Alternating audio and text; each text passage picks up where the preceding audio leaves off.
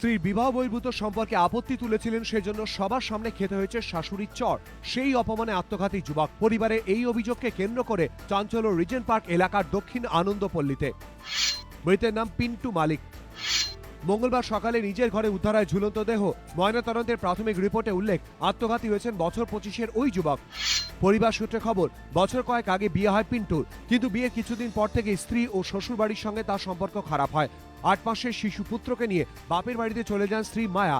পরিবারের অভিযোগ, অন্য এক যুবকের সঙ্গে মায়ের বিবাহ বহির্ভূত সম্পর্ক রয়েছে।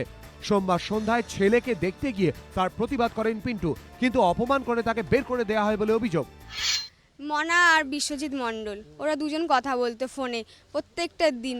আমার দাদা এগুলো শুনতো ফোনের ও কথা বলতো। ওর বাচ্চাটাকে একটু নিয়েছে বলে নিতে দেয় না, সেজন্য মেরেছে ওর শাশুড়ি। পুলিশ জানতে পেরেছে, শ্বশুরবাড়ি থেকে বেরিয়ে রাতে রাস্তায় বন্ধুদের সঙ্গে যখন আড্ডা দিচ্ছিলেন পিন্টু, তখন তাকে মারধর করেন শাশুড়ি। শাশুড়ি তো মারবে না, তারপর গেল গিয়ে গেঞ্জি ফেঞ্জি টেনে ধরে মারলো, ঘুষি ঘাজা মারলো। ও কিন্তু কোনো টাচ করেনি, ওর শাশুড়িকে কিছু বলেনি। শাশুড়িকে বলে যাচ্ছি, যান আপনার বাড়িতে, আমি যাচ্ছি, যান। তাও টেনে টেনে নিয়ে গেল।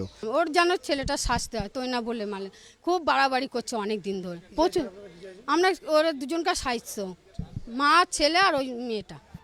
মঙ্গলবার সকালে উদ্ধার হয় পিন্টুর দেহ।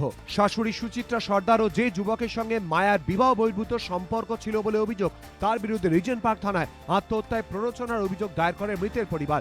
যদিও নিজের বিবাহ বহির্ভূত সম্পর্কের কথা মানতে নারাজ মৃতের স্ত্রী। ওরা 3বার আমার বাচ্চা নষ্ট করে দিয়েছে, ওই জন্য এই বাচ্চাটা আসার পরে আমি এখানে চলে এসেছি। একটা চর মেরেছে, একটা চর মেরে কলার ধরে ঘরে নিয়ে এসছে।